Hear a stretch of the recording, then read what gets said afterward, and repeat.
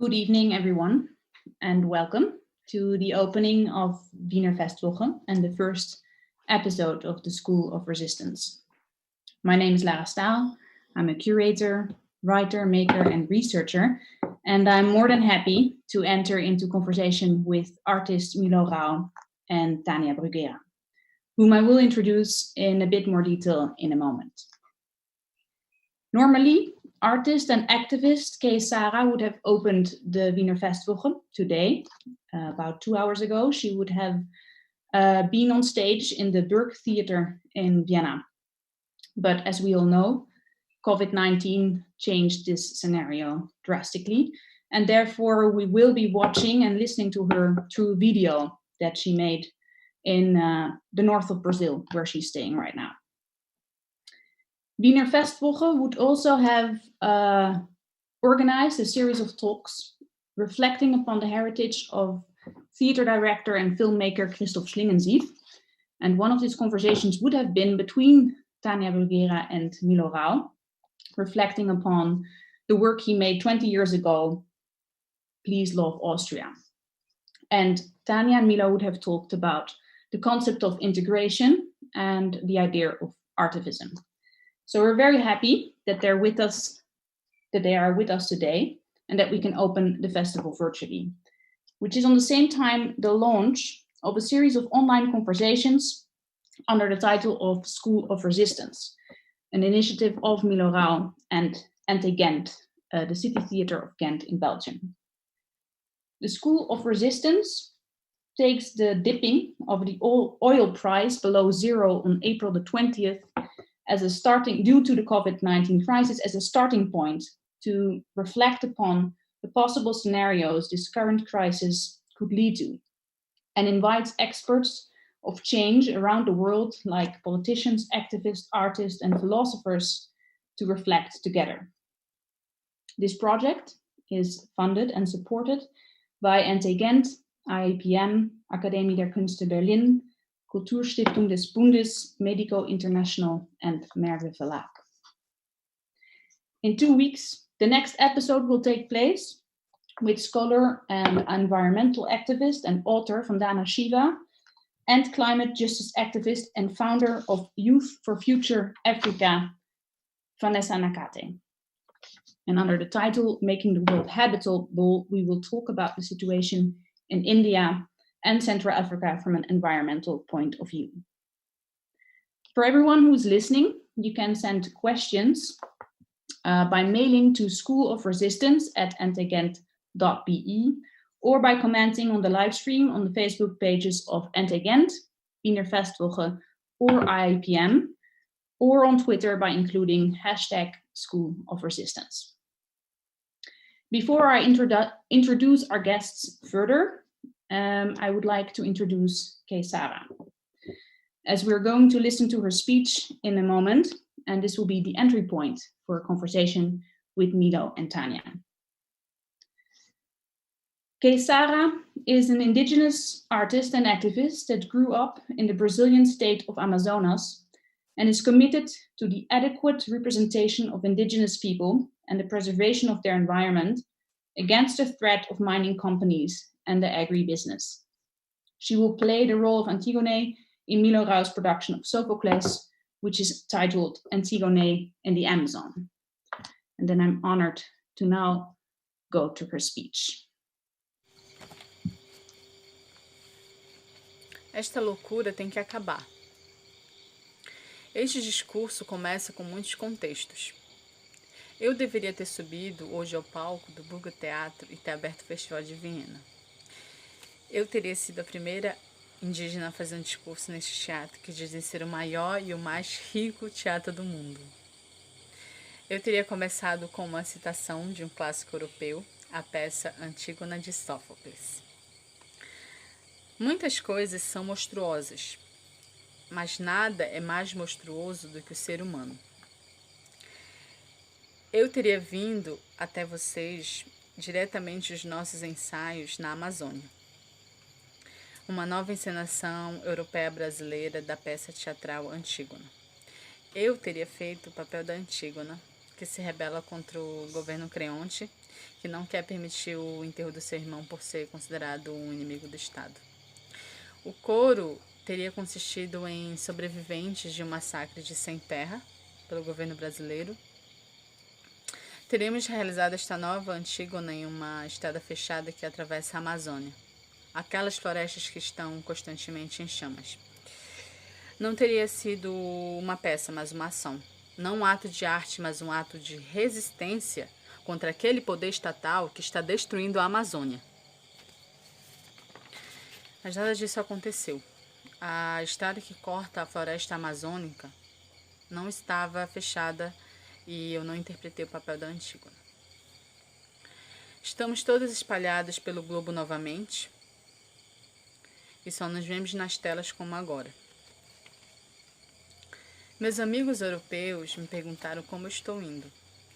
Eu estou bem, estou na Amazônia, no norte do Brasil, nas margens do Oiapoque. A natureza me cerca, ela me protege e nos nutre também. Eu vivo no ritmo dos pássaros, cantando e da chuva. E foi realizado em mim um ritual ancestral para minha proteção, feito pela minha família. Pela primeira vez em mais de 500 anos, a Europa e a América estão separadas novamente. Eu pertenço ao terceiro clã do povo tariano, o clã dos trovões.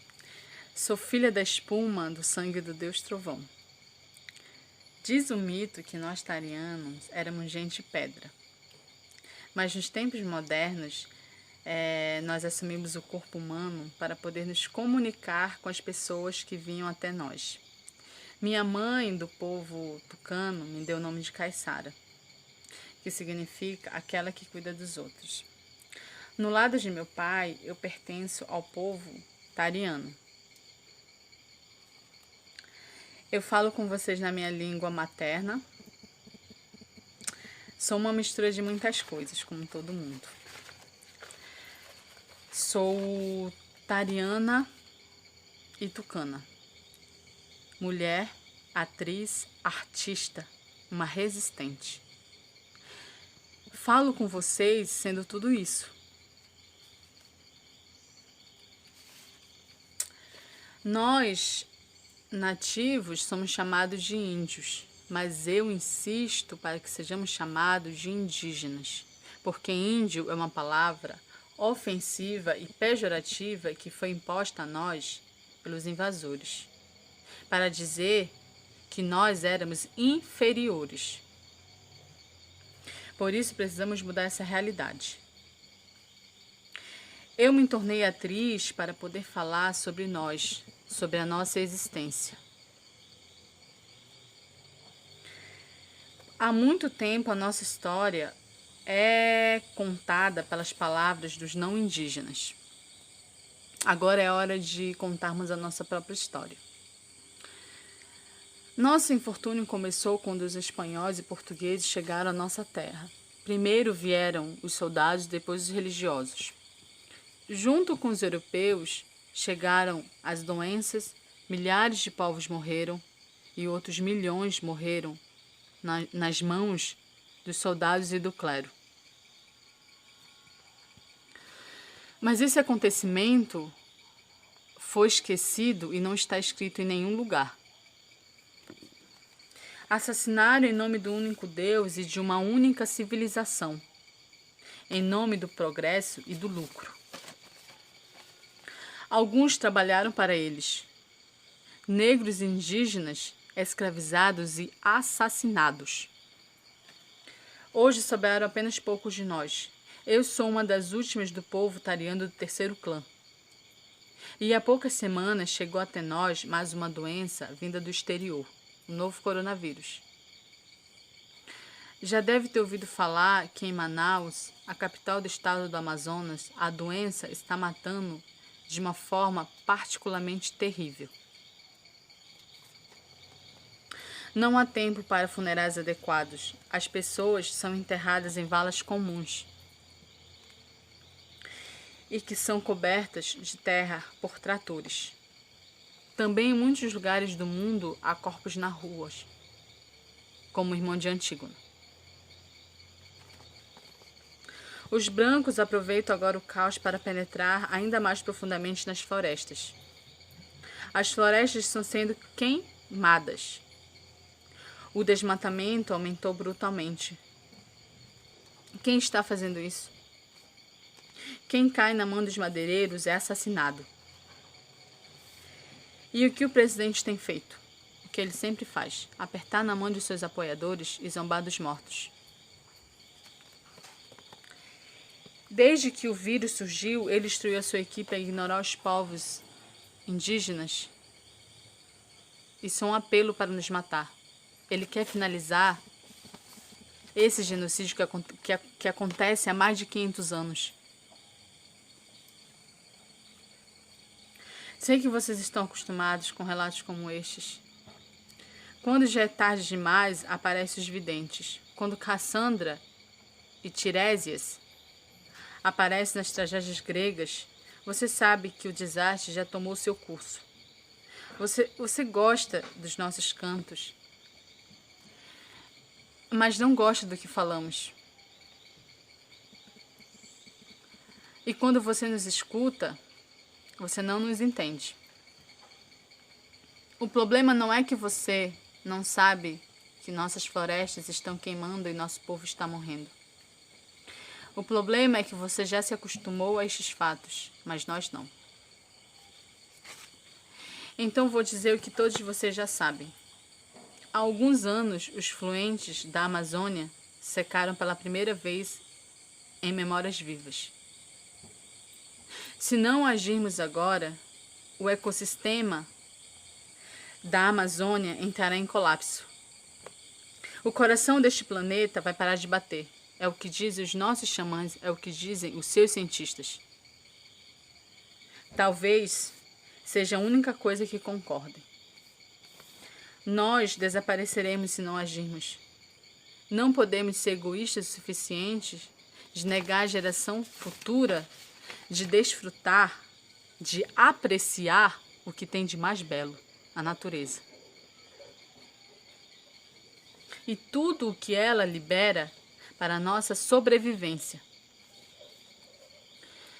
Recebeu muitos baixo-assinados por celebridades nas últimas semanas. Vocês querem voar menos, matar menos, roubar menos. Mas como vocês podem acreditar que após mais de 500 anos de invasão, após milhares de anos de subjugação do mundo, pode vir um pensamento até vocês de que não trará mais destruição? Se você ouvir a si mesmo, você encontrará apenas a sua consciência pesada. Quando vocês viajam pelo mundo, vocês encontrarão apenas a sujeira com a qual vocês nos contaminaram.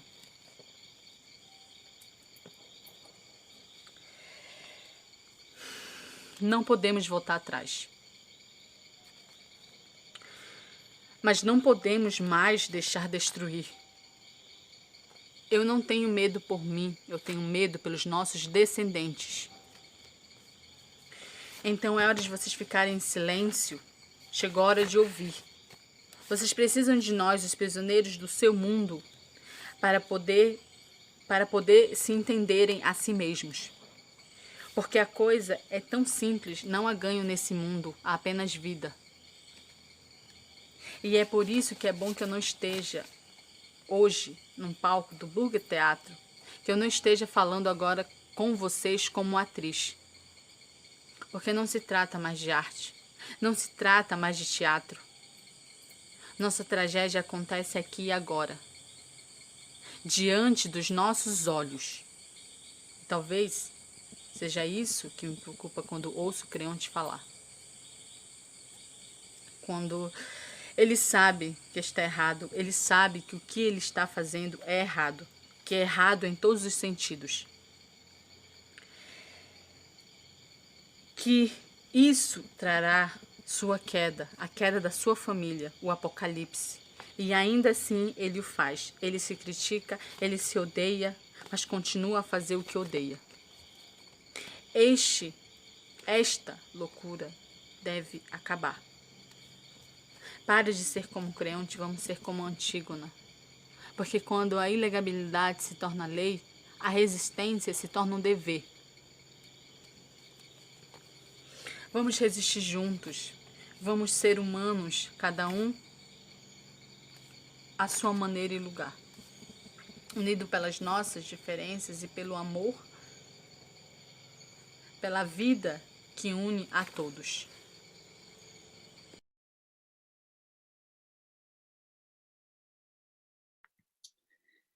Welcome back. The speech you've just heard, the letter of Kay Sarah, is also published today and tomorrow in several newspapers around the world, like Standard, TAS, Die Tageszeitung, Le Soir, Le Monde, República, De Morgen, NRC, The Stage, and various platforms in Brazil. Maybe before we start talking about the speech, I'd like to introduce our guest a little bit further. Unfortunately, Tania Bruguera is not yet with us, which has to do with technical problems. It's not that easy from Cuba to join us online. So we are hoping that she can join us as soon as possible. We will just start the conversation. I will introduce her. So Tania Bruguera is a Cuban performance artist and activist. She's relying on the concept of arte útil, which means useful art, and she uses her work to examine political power structures. Her work has been represented on many places, but amongst others, MoMA and Tate Modern. And Milo Rau is director, author, and artistic director of IEPM, which is the International Institute for Political Murder, and Anti-Ghent in Ghent in Belgium. And he's also the initiator of these series of conversations of the School of Resistance. So Milo, normally I would have started with asking you and Tania to give a first response on the speech as a whole, before, let's say, diving a bit deeper in the things she said. But as Tania is not yet with us, maybe it makes sense that you give us a bit more context, as of course this is not a new speech to you, and you've been working together. So maybe you could elaborate a little bit on the speech, what it means to you, and about the work you've been doing together. Yeah, so I knew Kay Sarah some perhaps now half a year ago, when we were starting to work properly on Antigone in the Amazon, a kind of adaptation of the tragedy of Sophocles today in the north of Brazil. So where you could say the capitalist system has its clash with the indigenous cultures. And for me, it was very important to have in the role of Antigone, who is kind of a resistance fighter against Creon, as she said in her speech, somebody who is an activist, an indigenous activist. And then I knew her like this. We were starting to work in November together with the landless movement, a very big social movement in Brazil, 2 million families occupying land to give land to the people, cutting it out of the big monocultures and so on. So a clash with, of course, the government Bolsonaro. And we wanted to kind of bring all this together. It would have premiered a month ago now, or 3 weeks ago now, on the block Transamazonica. We wanted to occupy the street. The choir would have built from people from this landless movement, and she would have played the Antigone. But it came differently. Some weeks ago, we came back to Europe. She went to her people into the north, in the very north of Brazil. And but we wanted to do an opening of the Wiener Festwochen. And then what we did, normally we write in dialogue. Always when I'm doing plays, I'm kind of rehearsing and mostly listening in a way, and then trying to evaluate how we could find a speech that is kind of universal, who could express more than only the situation we are in, but perhaps the political situation. And asked her to propose a speech like this, and then we sent it back and forth, and that was the outcome. Actually, today in the retranslation, I found out what she actually then said in the end.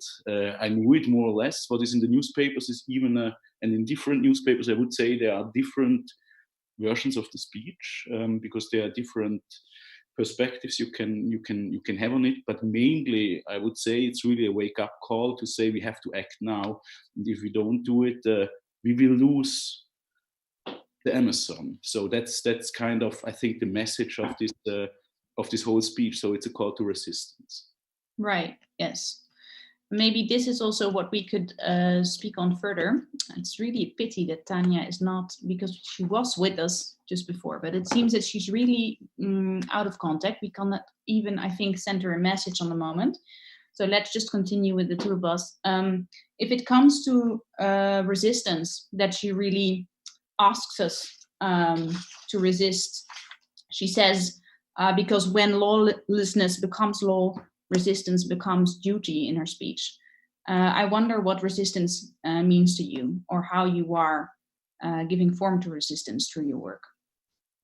Yeah, I think in very different ways. I mean, the quote you made is for me a very important quote, that I think resistance is law, is based on law and is based on justice, but sometimes justice and law are not the same, in modern society. So, for example, to take another project, we did this new version of the gospel together with refugees and immigrants in South Italy. Of course, there are laws to regularize them, etc., but they are not adopted, these laws. They are existing. And the same, there is a agricultural law in Brazil to give land to the people, but it is not adopted because of the agribusiness. So, and that's why movements like landless movements, they want to install the law. So they are not criminal, it's the government that is criminal.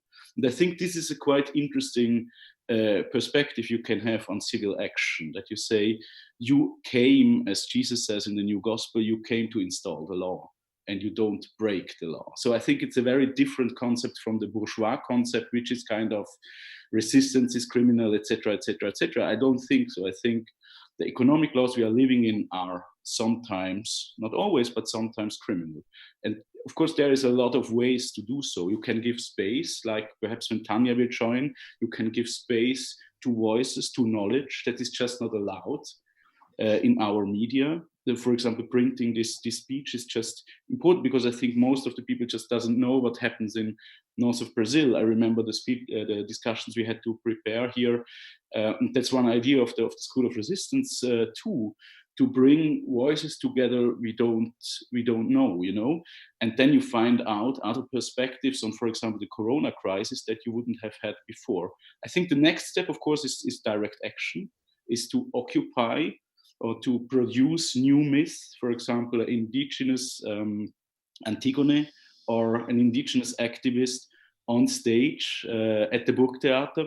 So this is kind of another way we can do as artists. But now I see Tania is finally joining us. Yes, it is. That's great.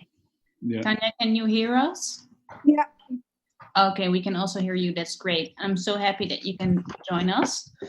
I already introduced you. I already introduced this conversation, and I asked Milo a first question, which was actually a first response to the speech. So this would also be what I would like to ask you. What are your thoughts when hearing this? And specifically, we were just talking about this moment when she says, when lawlessness becomes law, resistance becomes duty. Wondering what resistance means in both of your works. Okay. Let me ask you a question. 1 second.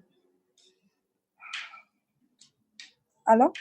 Yes. Hello. Yeah, we hear you. Yes, hi. Yeah.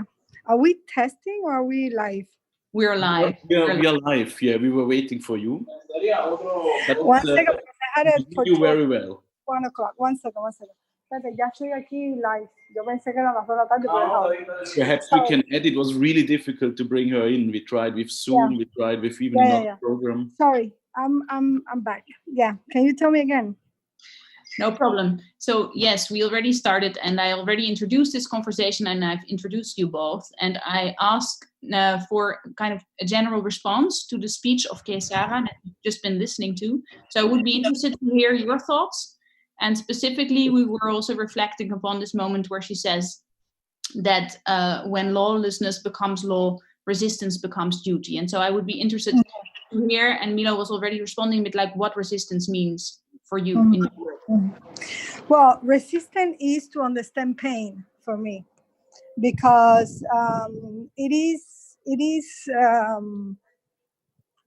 is quite hard, because you lose a lot when you resist. You lose a lot, but the pain that injustice. I mean, I always say that injustice is a body, is a feeling that you have in your body.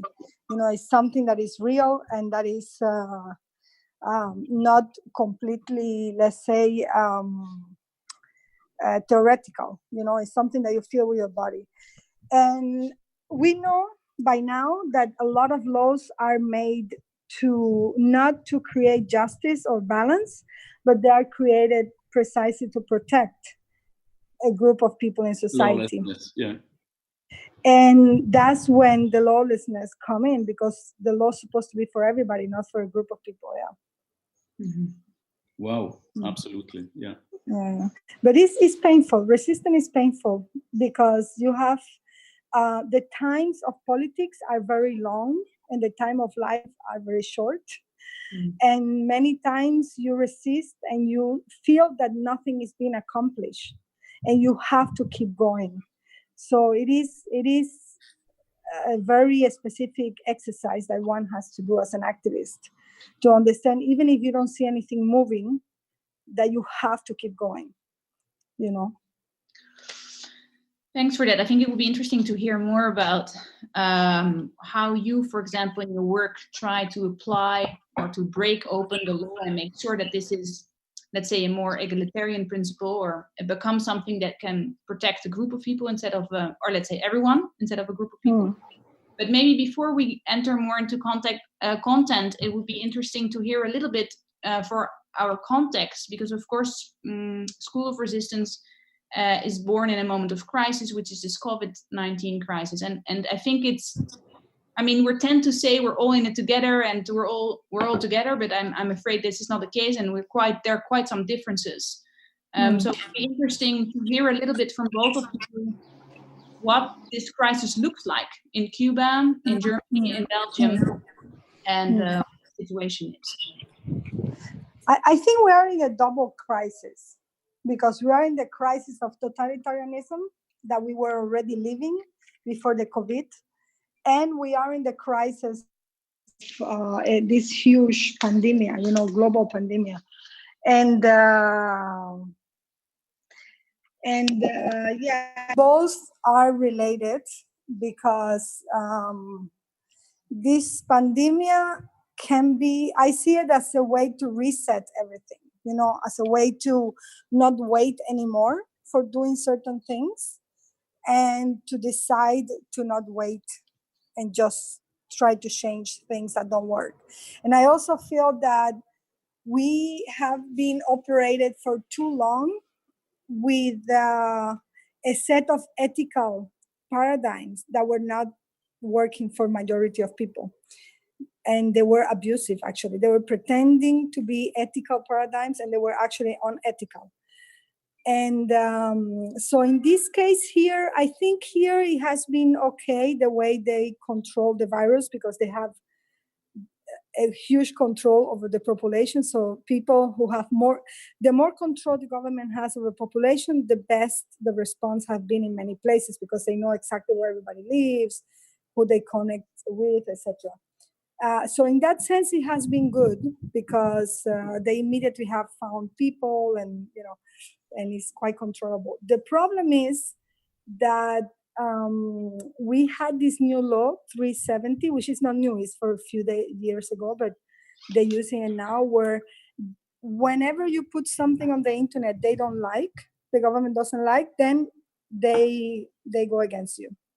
Either to put you a super high fine that is quite impossible to pay for majority of people, or even imprisonment. And this is an interesting tension because also we are living in a moment where governments want to show their best image, no? Except Trump, which he is out of this world and he doesn't care about anything. But most governments want to show how good they were and how effective they were. And anything that goes against that is punished here. So that's an interesting tension that we have, because through Facebook and internet, people have been more and more open about the reality, no? And it doesn't coincide with the propaganda, basically. Yeah. So the people are pushing the government to say things on TV and stuff that before that never happened. So that's interesting. Mm-hmm. So in a way, you're saying that through this crisis, because the digital realm became so much more dominant, in a way, public conversation. It's interesting because I think from the point of view of Europe, it's the other way around. Like I feel a lot of debates are not happening because we are confined in our homes. I think that in your case, it's the other way around in a way. Some sort of publicness of public discussion has been possible due actually to a dominance of digital use. But on the same time, you're also making clear that this is quite a vulnerable situation. Yeah, absolutely. Milo, could you share a bit how have you been looking at what's happening in Germany, Belgium, Europe, if it comes to this crisis? Yeah, I mean, it's quite interesting what Tania is saying, because of course what the crisis is doing at the first moment, it's quite of a stop of the whole machine, and it's quite of an opening of the historic situation, and you have the impression everything can change. For example, it was interesting to see how collective action and what you know, so the knowledge of scientists, how it can be linked immediately, you know, how disciplined so a civic society can be and how collectively we can act, if it's a good action or not. But just this link, for me, was extremely interesting sociologically.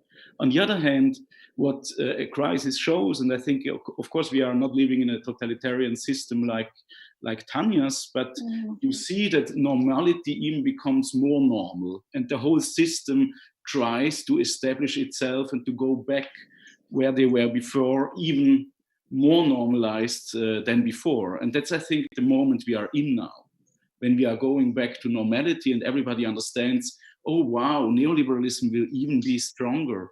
We left some people behind. It will be even a bigger struggle of everybody against everybody. And you really understand that if you don't change the system, for example, only in the cultural sector, if you don't make a separation in between capital and art, for example, by a basic income, it will just continue. We have to go back to the ways of producing as before, because work and art and capital is linked. So we understand that systematically we change now, or it's too late, because the machine will even get later, because we have to run behind what we lost in the last month, you know? So now I as a director of a theater, I see how we try to do even more projects. I mean, this was the first motivation to do even more in the season, because you have to bring now everything, because everybody who is relying on you, on the institution, he needs it. And so you are kind of trapped in the whole system. And that's really like kind of, how can we wake up out of this dream?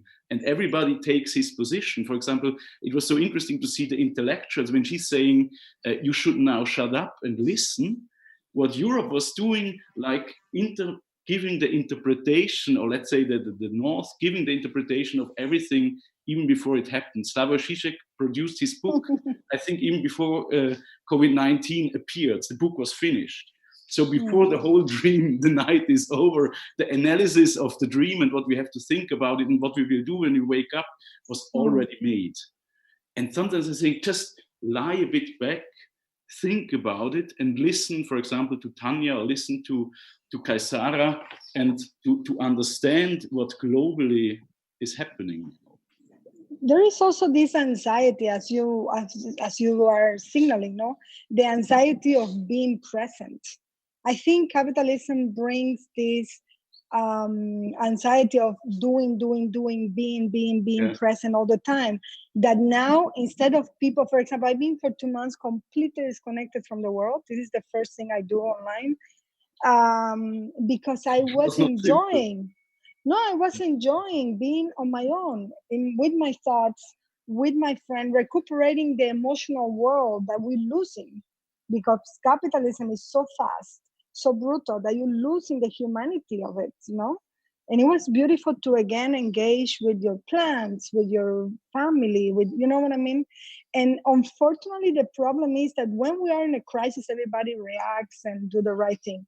As soon as the crisis finishes, what happened is people forget we were in crisis and then go back to the same old exploitation, abuse, you know, fakeness. And so that's the problem. I am not so excited. Like I was talking to a friend the other day, it's like, oh, after this, people are going to change. I'm not so sure, because people forget, you know. But that's interesting. That's interesting what you say, because it's a kind of a feeling, that was my feeling too. It's kind of a disintegration. You have the impression you are not linked anymore to anybody. And for example, this myth, or I mean, it's a reality of not contacted people in the Amazon, and they don't want to be contacted because they don't know that there's something outside, and that there is still places in the world that are really functioning as a kind of a confinement, an eternal confinement, and you shouldn't break it up, you know? Do not be contacted, do not be present, you know? And as you say, you forget this so fast, how it is to, for example, make plans or writing down plays you will perhaps never stage, but you do it just as a for the script, for the fun. Yeah. I think people have lost the joy of living, you know, before this, lost the joy. And this is kind of giving you, okay, go and look at the details of the little things that make. And also somehow this kind of global thing is like everybody should have the same rules, should want the same clothes, should want the same goal in the life. And no, as you say, there are other people who go with other rules. And this is fantastic. I hope we have more of that after this, you know. And the problem, I think, is structural. I think I'm glad that we talk about the laws, because I think it's a structural. We need to do a structural change in the world. We cannot complain anymore. I mean, I'm tired of complaining. I think we need to build up. And I always say doing art for the not yet, meaning doing art for the society you want, not the one you have, but they start already behaving for the moments and the society and the ethics that you want to live in. Because you might not change the whole world, it's impossible, but at least you can change the way you are interacting with that world, you know. So I don't want to wait anymore. I think we need to start behaving as we want everybody to behave. I'm very ready for that, Tania, and I think it would be very good to continue that stream of thought. But maybe before we go into let's act upon the not yet, but on the conditions we would like to have or to see in the world.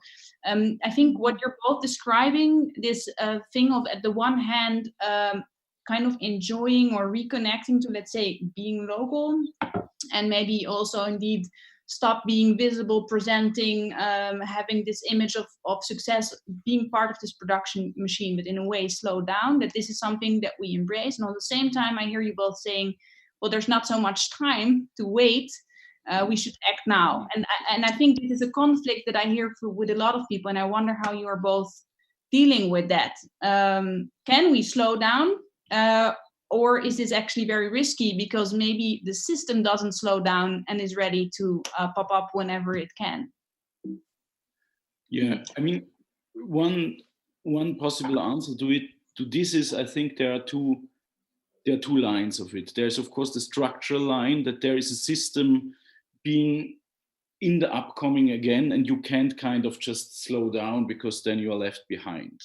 And that's what is happening now at the very moment. So you can't slow it down. I think we have really structurally work on the institutions. And that's why I think it's important to invade institutions and to change institutions, and perhaps to create new institutions, symbolic institutions of the future.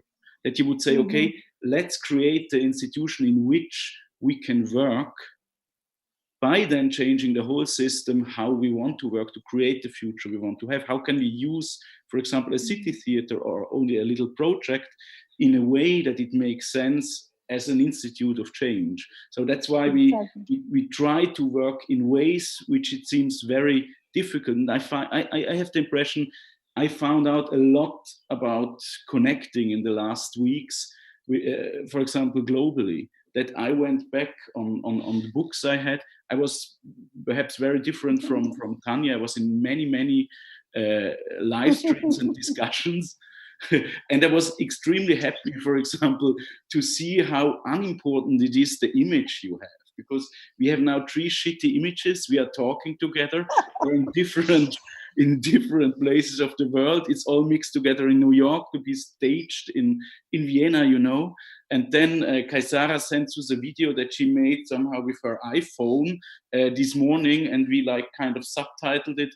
And it's not like the big thing in the Burghteater and 1,000 people, and she flies in and she does it, etc. No, it's a different way of working together. And I think this is really, really important to find out this. But on the other hand, to end with, for me, there is really big structural change that has to be done. And I'm always coming back on the general basic income, that as long we are depending from producing, presenting, showing, being present, and if we are not, we will lose everything. We can't pay our bills. So how could we ever disconnect if we don't create a parallel system in which we can kind of produce in another way? Absolutely. No, I think there are different. I mean, I totally agree with you, and there are different aspects. One is the laws, because we need the change to be in place for a long time. The second one is institutions, because these are the people who implement that the culture of the law, let's say, of how we interact with each other or can propose an alternative. But then we have to also create an education, like an emotional and ethical and civic education for people. Because people are also part of this. I mean, the laws and the system is not something alien. It's part of what we are being living, and it has changed all of us. You know, it has put this anxiety on us. It has put these desires on us that are not interesting or important. So I think we also need to create a long-term process where we deal with emotional culture as well. This is for, and another thing that you were talking is interesting, because yes, now we're doing all of this immediacy, which I think is an interesting way to substitute the touch. Immediacy has substitute touching somebody, you know, in a way. But at the same time, I wonder if we could slow down, but not slow down in the sense like those, but just to make sure that you take the time things are needed. Because the other thing I'm nervous is about, we lived before in this kind of world where celebrity and all of these was substituting art. You know, people wanted to be famous, not to do an artwork that lasted for 300 years. You know what I mean? In terms of what gives to be. So I think this is an interesting, that's what I'm saying about slow as well, because I'm also wondering about the quality of in the future of art. If we keep with this quick, you know what I mean? Like when you read Goethe, you have something that was said, I don't know, hundreds of years before, but you still feel about it. How can we keep the feel of art and the feel of justice beyond the immediacy? I don't know. I don't have any answer. I'm just asking this question that I'm asking myself now, no? Because if you have 7 Zooms a week, you know, or whatever, like how we keep the stimulation, but also the depth, no? Because there is a balance between being stimulating and also to have depth in your thoughts, no? And also time to implement. You were talking about production.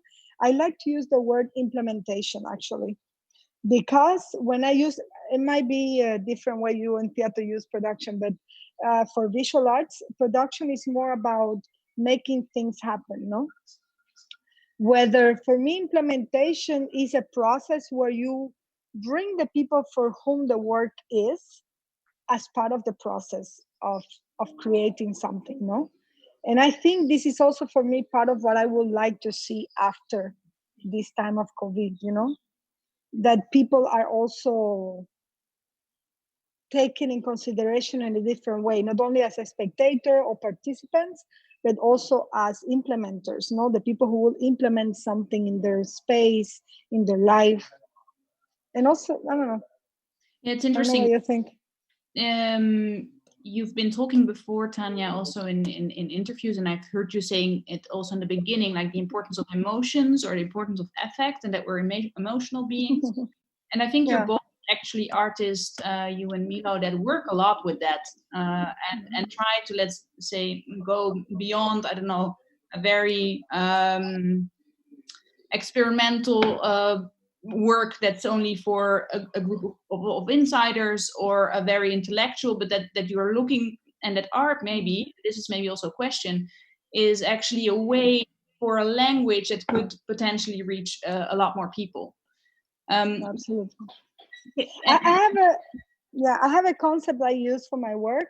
Sometimes I have to create concept because I don't feel I can explain myself well, so I use this as a device. And the concept is in Spanish, because sometimes Spanish is better than English, is richer. Is estética is the word for aesthetics.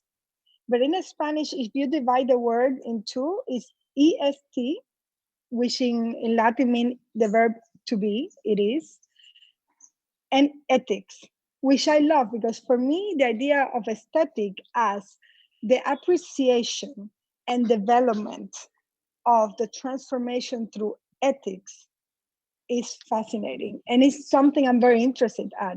Not seeing only aesthetic as how you best do something, formally, etc., but also how can you, through this experiment, this emotional moment, etc., generate a new ethical realm, ethical paradigm.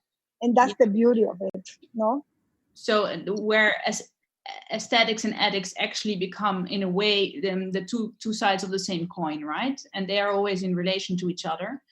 I wanted actually to jump to something Sarah said, but now that we're here, maybe it's interesting to both hear your response on the work of Schlingensief. Yes. Yeah, can I just like interfere a second, because I see that people is asking why Kaisara is not here as part of discussions, and sometimes, and I think it's interesting just to know that it is impossible. Because she sent us this video. It takes 8 hours to only upload a 10 minutes video. She's in the middle of the Amazon, and it's really kind of, it was crazy to only get this speech made and sent to us. So it's completely impossible that she's with us. I hope soon she will. Yes, thanks for saying that, Milo. It's true. I didn't saw it in the chat immediately, or I didn't got that this is actually a question already coming from the audience, and it's of course a very understandable one, because of course it's one of the voices that we would really like to hear more. But I think you contextualize very well why we're and I mean, I think one of the questions that we are also, I'd like to pose to you both, has to do, of course, with this possibility of international collaboration, and on the same time, of course, feeling very much constrained. So the international exchange is under attack, we could say. It wasn't for capital, it wasn't for goods. It is now for people. It has always been for certain people and not for others. And the question is, of course, what kind of future we will go to if it comes to that. And I guess, I don't know, Milo, you sounded quite positive. You were saying, like, I like this idea of being connected to all these people in different ways, which, seems like you are actually embracing this digital realm as something that might be a progressive tool. Whereas, of course, we could also have questions or doubts about that. Yeah, I mean, theater is an extremely practical work. It's a collective work. You have to, actually, you kind of live together for weeks and for months. And that's how a play is constructed. It's not that somebody has an idea or a text. You can do theater like this, but I don't. And it's something that is developing. And even, I mean, I have perhaps to add a little pessimistic moments to it. It was very difficult, and for me even a bit disappointing, to do the speech together with Kaisara like this, that you send something, somebody sends back, it takes 6 hours, it takes 8 hours. Then you find the chat, you can like talk for 3 minutes, it's over, you don't reach each other anymore. There are misunderstandings. But what I found out, and it was quite interesting, by sending these texts to Amazonia and back to here and check it together, there were big misunderstandings. We weren't understanding each other. And then we started by listening to trying to understand, to make an interpretation. Perhaps it was just like lost in translation. And this was a very interesting process by being disconnected. So that's for me one interesting point, but it's a small thing. The other thing is that it's the first time I meet Tania now. And, in life, but we kind of reflected a lot, one on the work of the other, and etc. And even, I mean, the speech was called Against Integration. Tania was preparing a school of integration, so we were on the same topics, but we never met, because actually this kind of possibility to be connected like this, to have a school of resistance, a debate like this, was even not for me. I didn't do it. I just like, I can't go to Vienna, I can't go there, so we will not meet. So I just didn't do it. And then we were planning to do the School of Resistance, like next year, we're flying in a lot of people, and we found out it's faster, it's more simple, it's more convenient, and it's kind of more, I don't know, there's more outcome if we do it like this. So this is a kind of ecological, Milo, is quite important here. I guess you should have named this the first one. It's more ecological. And it's much more, of course, it's much more, it's ecological, of course. The problem is that the theater is an art of presence. So one time we have to meet again, me and Kesara, or there will be no Antigone in the Amazon. And she has to be on stage, and we have to be in the same space somehow, you know? Tania? Yeah, I think, I am very, it's very, it kind of goes well with my plans, because I was super tired of traveling, and I actually had this decide to not travel after this festival in Vienna for 6 months, because I think it was not healthy for me. This one day here, one day there. What are you giving people, or what is the quality of the energy you're giving to people, no? And but at the same time, I think this is a very good advice. It helps a lot, and more people can be, and now this where many people can see what is happening is fantastic. But I have to say that when I have been in events, the moments that are more productive for me is when you may be sitting down, you, Milo, me, you, and having a beer, where there is no pressure to be smart, precise, or nice or whatever. And all of a sudden, you start saying whatever, and something amazing comes up. We have to see how can we do that in this format as well, because this format is really effective. It's really good at many levels. It's ecological. It's more healthy for people to be in their house and just having. But it would be nice to create a way in which we can be loose, and this kind of accidents or joyness happens between people. Because every time I have one of these, is very, it's like a meeting, you know. No, and I think this connects again to this idea of slowing down, in the sense of like creating conditions in which something can happen that we couldn't predict yet. Whereas here, I think we're all performing right now, and we want to be to the point, and we know we have listeners, etc. Whereas sometimes maybe the new ideas or the alternative or what hasn't been articulated yet can only come from a slower way of being together. And I guess one of my big questions is how this slowing down can be strong enough against a system that doesn't slow down, on the contrary.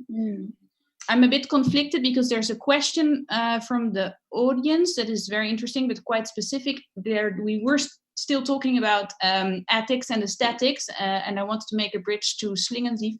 And also this question about why Kesara is not part of the discussions stays a bit with me. And I wonder, maybe also for listeners, so I wonder maybe if we start with that. I mean, there's a clear demand of Kesara in her speech to stop talking and listen. She really asks us to listen, and still we're here talking. And I guess you're both also seen as very important political artist of these times. You get a lot of invitations. Tania was sharing how much she's traveling. I know a bit how much you're traveling, Milo, as well. Like, how are you, and maybe this also connects a little bit to the question that is asked and that I will share with you in a bit. How are you using this power or these platforms to speak in order for actually to listen in a way, or maybe amplify voices of other people? Yeah, I mean, yeah, it would be interesting, perhaps also a bit kind of a parallel experience of Tania and me, is that as a director, of course, you are somebody, as a theater director especially, you are somebody that constructs platforms where things can happen and stories are told. And for example, I never wrote a book about myself because I'm talking through others, through projects, you know, and through symbolic rooms, institutions that can be plays, can be an adaptation, can be a tribunal like the Congo Tribunal, can be part of a Bible film, can be this kind of School of Resistance, because this is the first, let's say, chapter opening of Wiener Festwochen. At the same time, in the later sessions, I will not be present. Perhaps I will host one of the sessions or even not. Because I think it's important to invite, of course, perspectives that are not present all the time in this kind of discussions. And I think everybody who is connected here more or less knows what I am saying normally. So I think this is one role. Of course, we have to be kind of a loudspeaker, somebody who can construct platforms, especially in that time. Because when I read this, you should shut up and you should listen. And at the same time, I had really Slavoj Žižek's book in my hand. I was thinking of, I mean, we are talking all the time, explaining all the time, and it's too much. It's too much. It's time to wait and to see what happens and try to connect. And I think for me, that's now the thing to do, to connect knowledge, to connect ways of practice, to find spaces where you can do this. Because the problem of theater is that, I don't know, we call a collective when people that knew each other in school, in art school, are doing then plays together. We call this a collective. But it's not a collective, it's just a repetition of the same milieu, you know? And I think we have to find places where we bring people together that would never think together. And then there is more than listening and talking, there is a dialogue. And out of this dialogue comes something that nobody knew before. And this is my dream of the art of now and the future. That's very cool. Well, I think in my case, the way I do it is I am very aware of power dynamics sometimes when they exist, and what I'm trying to do with my work is opening spaces, you know, like you too, you know, like going to a place, trying to open spaces, pushing boundaries, meaning that I would take the risk. And then as soon as these boundaries are being pushed and the space is open, then I invite others to come. Because I think in my case, I work with immigrants or with vulnerable populations or with activists, maybe in Cuba, who are not so well known. And I think it's important that people like us who have some power or some visibility take the risk. You know, the personal risk, the human risk, the body risk, all the risk, political risk, but not because we are the one talking for others. It's because we are the ones who, even if we lost power, if we lost privilege, we still have some. We can actually give it away in order for things to happen. But as soon as we have that, we need to withdraw. That's what I do. As soon as this is up, I withdraw and let other people go in. Because I think what we can do as political artists is not only do public reflections, I don't know, incitate people to protest or whatever with our work, but also to create, as you say, platform where other people can stand up. And not because of you, just because of them. They have the need and the right to have it. So I think in this case, for me, that's why I work so much with institutions that I create, because it's a framework people understand. You know, when you work with an institution that you create, even if it's fake or it's temporary, people understand that it's a platform, you know. For example, the Immigrant Movement International that you started, maybe exactly. I know that for everyone that's a known project, but or now in Cuba, for example, have the Institute of Art and Activism Hannah Arendt, which is called, the small name is instar, which is the verb in Spanish that means to invite people, to push people to do something, you know. So this is something that we are creating here that has been amazing, and is opening up, you know. And also the thing is, for us, we can try and fail. Other people do not have the privilege to fail, so they need the spaces where they can fail together, and it's fine, you know. Maybe to go quickly to a question, because I have a series of questions I want to continue, but maybe to give the floor to someone from the audience, someone who's following us. So someone would like to know a little bit more, Tania, about your statement that laws should protect everyone instead of a small group. Can you say it again? What statement? Your statement that laws should protect everyone instead of a specific group. And she agrees that laws are there to prevent injustice, but she wonders what we do with laws that are precisely there actually to protect minorities. Mm-hmm. What do we do with those laws for protect minority? I mean, yeah, of course, we don't have the person here, but this is what I presume. Like, are you feeling that those laws are not there, or they're enough, or like, how are we? There are not enough. There are not enough of those laws. But the other thing is, we have to understand that the law is always coming after the fact. So laws are always a posteriori, you know, like they come after the dilemma has been solved by society, when that's mostly, no, where everybody has agreed on something, no. And I feel that the law should be used in other ways, in the way to educate people, instead of the law to repress and to force you to be morally some way. Because for me, the problem with the law is many times it relates to morals instead of ethics, no. And then I feel like it would be better if we start doing laws that prevent things, that educate with the existence of the law, instead of punishing you because already everybody agreed that this is wrong or right, you know. And this is a big dilemma, the non-synchronicity of the law with reality. Interesting. No? You're almost proposing like a priori, like laws that being developed before the damage is done, in a way. There is a system that I use for my work in Arte Útil and Useful Art, which is, and a lot of my friends, we deal with this, the activists. In Spanish, it's called alegal. In English, you don't have it. Alegal is a concept of the law. Yeah. You have it? You have it in German? No, but I imagine it's kind of parallel to the law. It's kind of... Yeah, so precisely, alegal is when you behave in a way that the law has not yet codified. So it's not illegal, because the law do not have this image, social image, but you are doing it. So it is, I love it because it's beyond the law. So it's something that you feel is right. It's not illegal because they haven't considered this yet, to regulate this yet, but you feel is the right ethical way to behave. So I think that's a way that I answer to this, because the laws are very slow.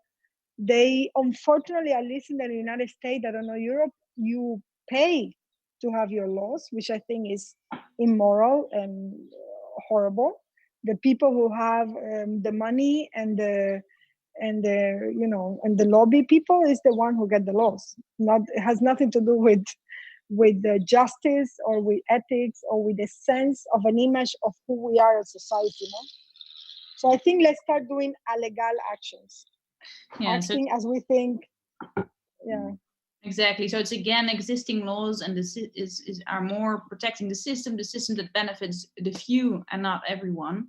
And I think you both are working a lot with this idea of institutions. Milo, you made several trial projects where you're also in a way pre-enacting trials that are not happening in reality yet, but should and can already happen through art, and then maybe in that way, let's say, goes over reality. You know, I think, yeah, I'm please. sorry, but let me say, I think it's important to do things legal and not illegal, because when you do something illegal, you give all the power to that Absolutely. law and to that government. So I think this is why creativity.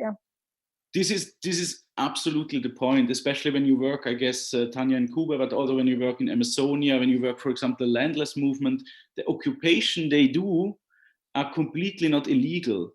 The monocultures are illegal, or the land is divided illegally against the constitution of Brazil. And we have, of course, for example, the law and the constitution, the article that you can occupy land if this land is illegally in the hands of somebody. We have in the German constitution, we have in the Italian constitution.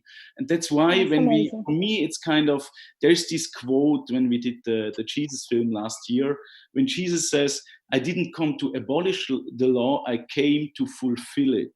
Because, for example, it's impossible for migrants to be illegal. It's not possible in the constitution, in the European constitution, and I'm even not talking about the human rights, because this is perhaps only bourgeois morality, but I'm talking about the constitution of every nation and the whole European Union, and it's not possible that somebody enters Europe and is illegal. This is an invention. It's criminal. All of these are inventions. These are all inventions that are against the constitutions. And so the move we do normally with our so-called symbolic, crazy utopian institutions, we just try to use the laws we all agreed in our constitution. Exactly. So. Absolutely. Yes, that's kind of sad also in a way that we like to attribute utopian thinking to us, but in a way we're just following, agreements that has made, treaties that have been made years and years ago that we seem not to be able to follow. There's another question or two questions here. The first one, I'm not sure I completely, so let's try to figure it out together. So someone says that she wonders what Tania and Milo said is to overcome learned helplessness that man has learned under the systematic control until now. Yeah. I'm not entirely sure what this question. I agree. Yeah. I would do a very fast interpretation of it, because I think this is for me crucial. That you live in a system and you have the impression it has to go like this, and it's kind of the structure and it works like this. That's how I was educated, and that's why it's important what Tania says. We need another education where you understand that what you live is by historical accident normalized.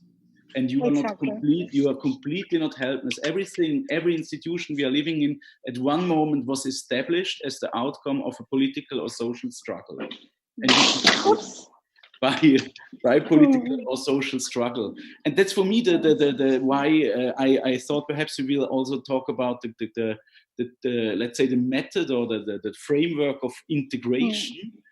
Because of course normalization tries to integrate everything, that there is no illegality, there is no space, no space outside. Everything is took into the structure, is normalized.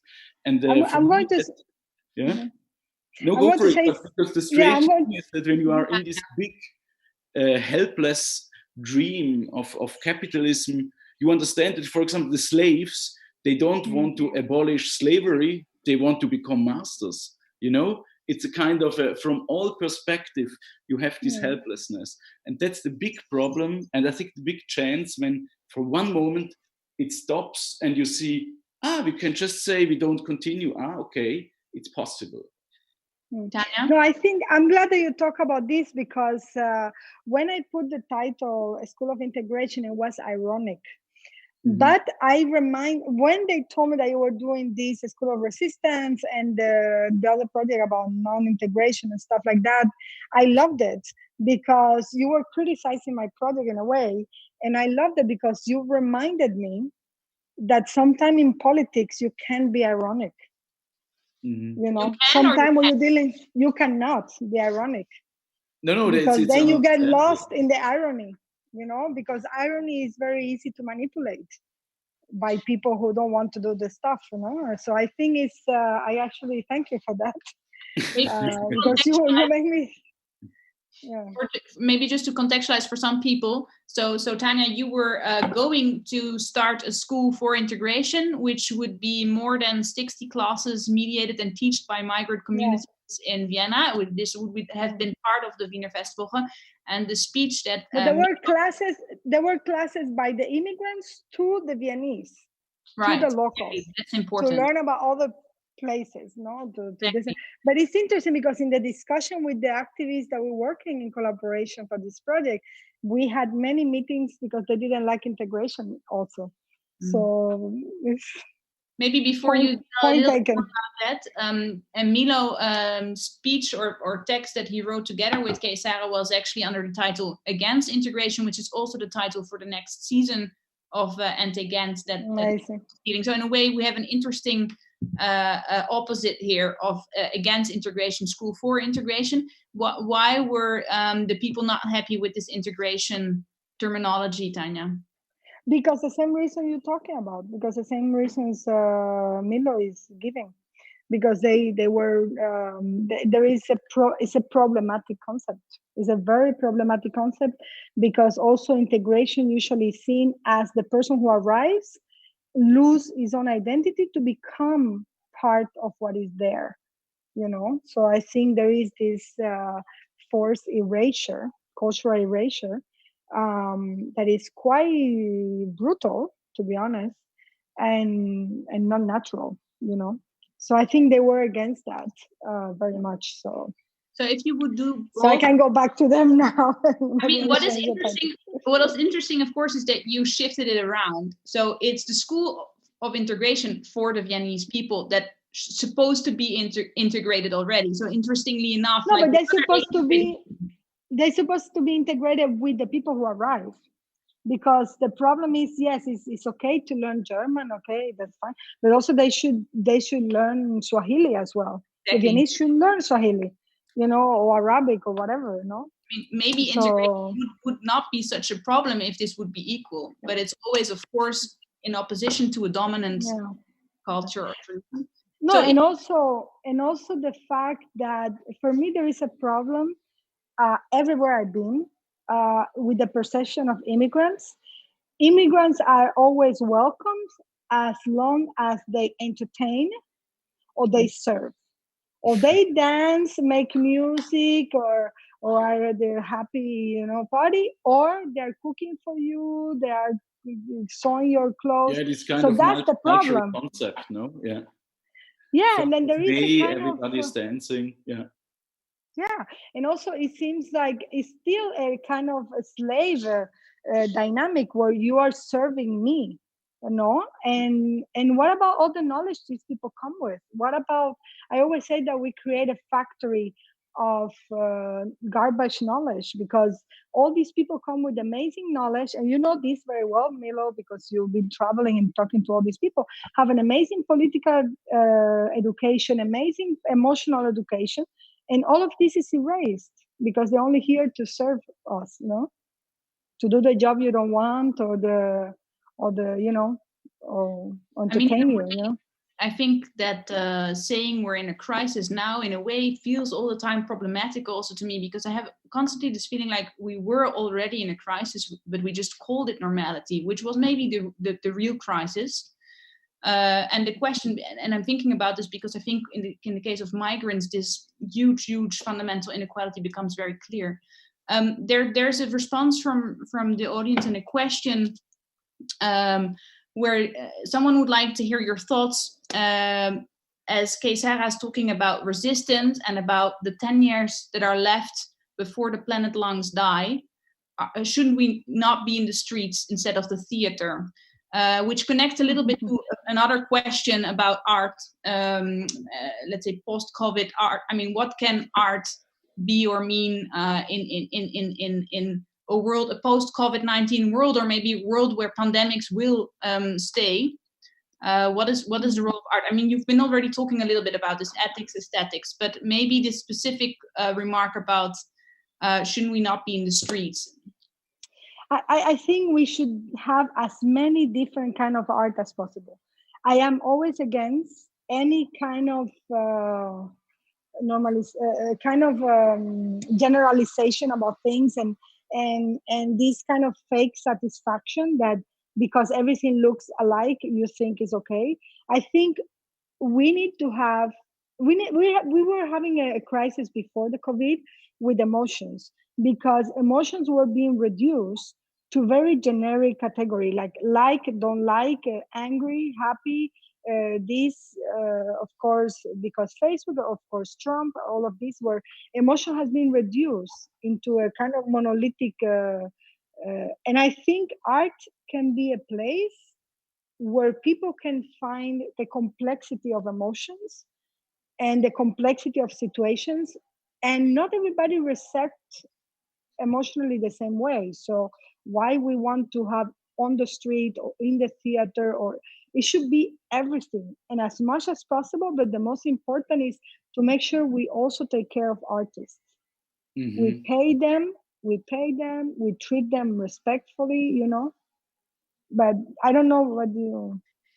I mean, just a thought, Milo, before you, just to add maybe in relation to the last thing Tania is saying, of course, we have, at least in Europe, this huge bunch of articles saying all these art institutions are broke and are having a problem and they won't be able to exist. So people are really pleading for let's say, more protection for artists. And on the other hand, you could maybe ask yourself, is it artists we should save right now? Is this what it's about? Milo, could you? I just would like to really focus on the question, because she's saying, how are you dealing with the fact that this planet is dead in 10 years? So how is the reaction you have on that? And it seems, and I see that we continue talking and that's fine, but I see that it's kind of impossible to react to this. So what should art do? Or perhaps, I don't know, what should all representative systems do? This thing that in a strange way is imaginary, externalized somewhere in Amazonia, but everything is connected, but it's somewhere else in the future that we can't touch, but it's only 10 years.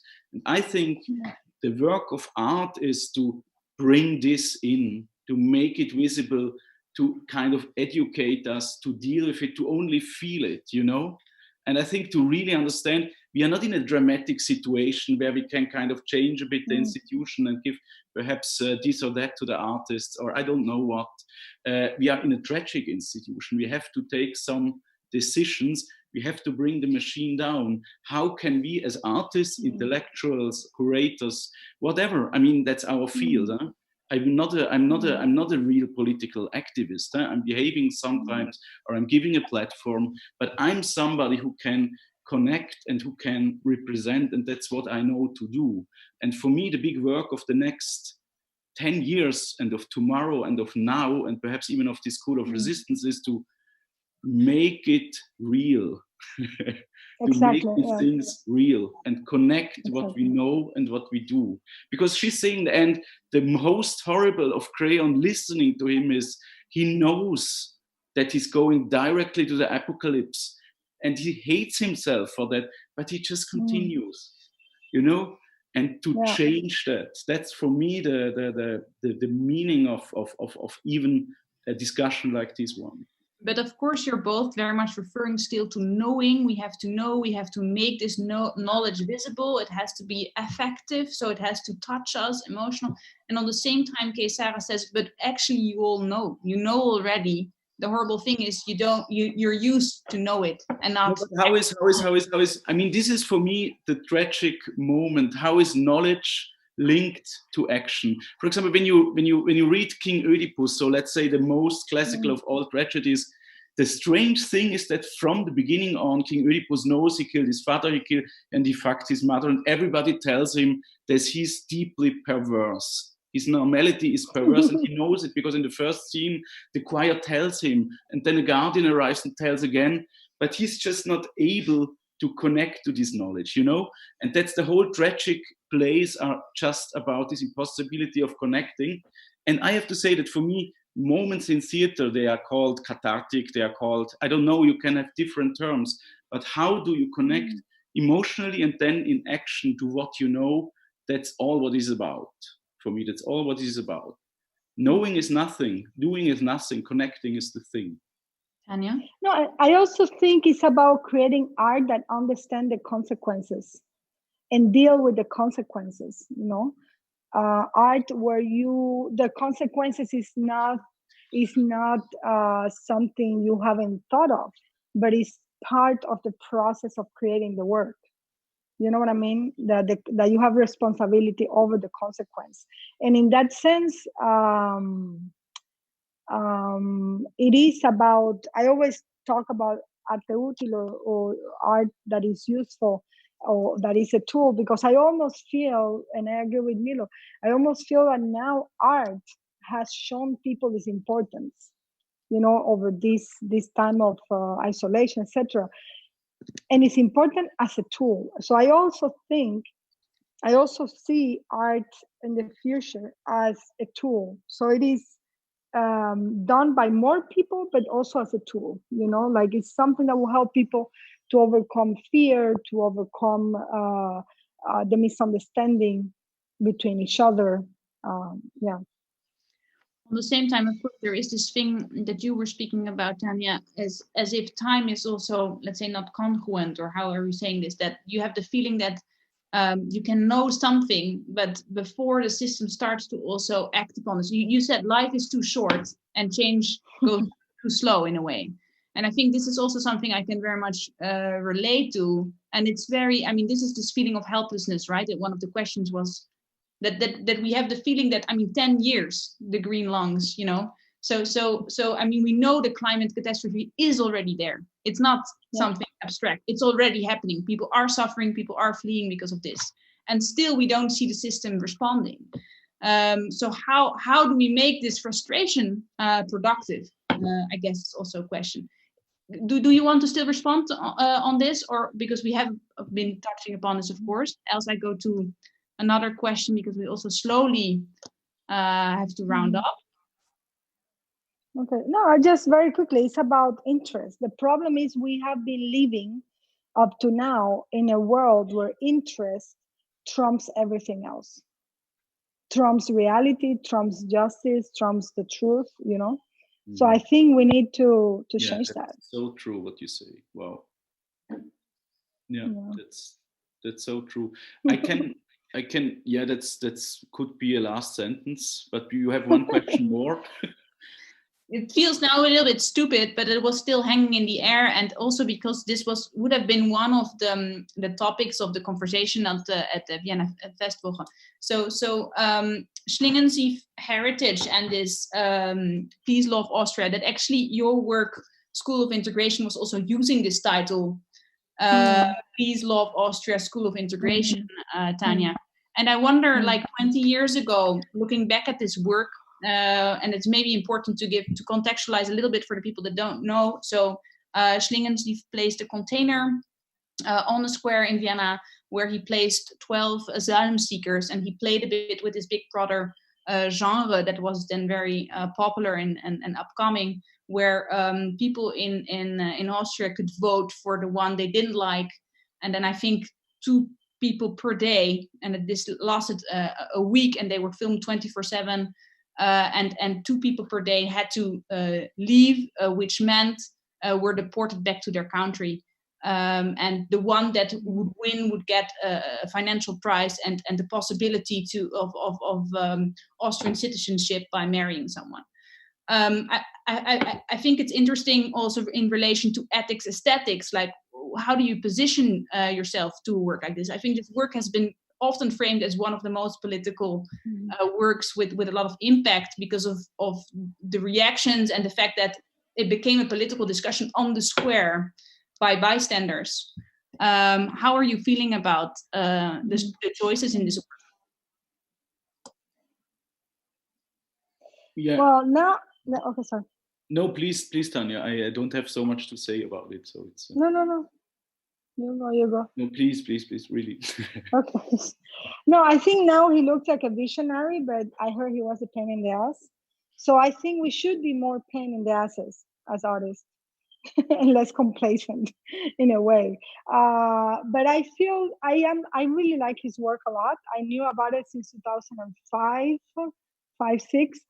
And I actually dedicate his work, the piece I did here in 2014 in the Revolution Square, to him, because I was using the same methodology. And one of the things I feel are still very current in what I understand about his work, I might be wrong, I'm not an expert, is the tension between reality and the construction of an image, of a metaphor. And I like very much, especially in that piece, that you think is true. You know, the fact that you feel this is really happening to somebody is actually opening up the honesty of the reaction to people. Because, you know, in theater, but also in visual arts, people have a codified way to behave. No, you have to applaud, you have to like it, don't like it. And this completely broke all the agreements you have with audiences, you know? And the audience transform into citizens. They're not audiences anymore, they're just citizens, they're individual people. And I think that is absolutely fascinating. Putting this ethical dilemma, and at the same time, when you see the documentary, you see how much he was struggling for this to take energy, and how much he actually provoked people, because it is true, and you see the anxiety and the agony of the artist, because also people don't care. You know, that piece also shows that you have to really be extremely intense for people to care, in a way. Thanks, Milo. Yeah, very short. I think what for me is very interesting in that piece that became a classic.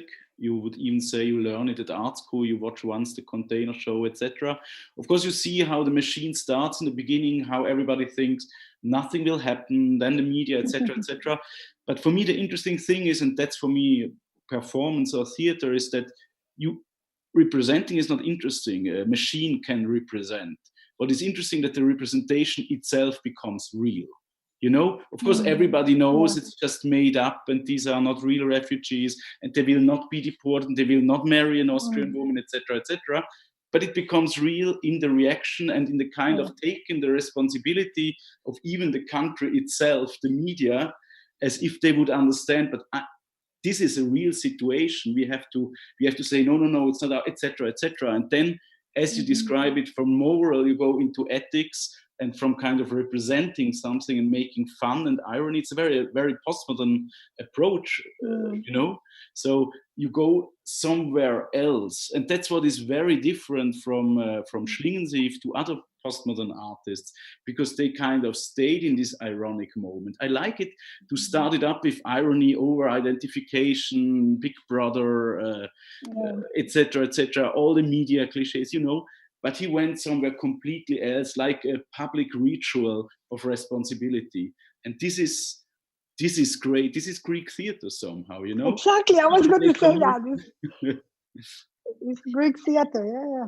It's an interesting response, because I would have thought that you would both have been a bit more critical maybe, although there's something in what you say now, Milo, where you end. Because if you were saying, Tania, that it's about acting upon a world as you would wish the world to be, or you feel this would be a more just world, then in a way his approach is much more cynical, no?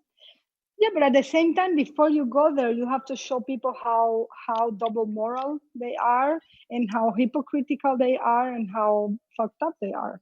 So before you construct, you have to deconstruct, no? I'm guessing. Interesting. You have to destroy before you build. We have to beat this pain in the asses, so that's what you're saying. Yes. And I think art should be more real. And that's what he has, as Milo was saying, that the piece is real. The emotions were real. The problem is that reality is not real. I didn't see people dying from Corona. I didn't see them in the streets. I didn't see the Amazon burning. I didn't see, you know, this is all happening, but it's not real. So this is the work of art, not only of art, of course, but for me as an artist, to translate it into reality. Thank you. That's beautiful. It's interesting to hear two people that are also so much, let's say, criticizing power, that also, I guess, understand the machinery, how power also operates. And because in the end, what is real mean, power is, I guess, being able to decide what is real.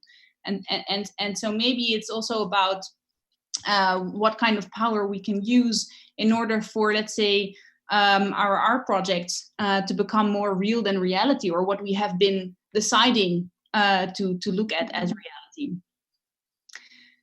Thank you so much, Tania Bruguera, Milo Rau. It was a great pleasure. Thank you so much for sharing your thoughts on this, in this weird and strange and hopeful and pessimistic times on the same time.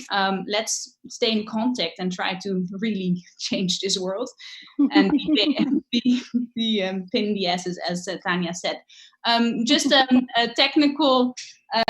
In 2 weeks, the School of Resistance will be back with Vandana Shiva and with Vanessa Nakate, talking about the post-COVID or with COVID-19 world from an environmentalist point of view. Thank you so much again. Thank you so much. Thank you. And take care and be healthy. It's a pleasure meeting you guys. Likewise. Ciao. Ciao. Bye.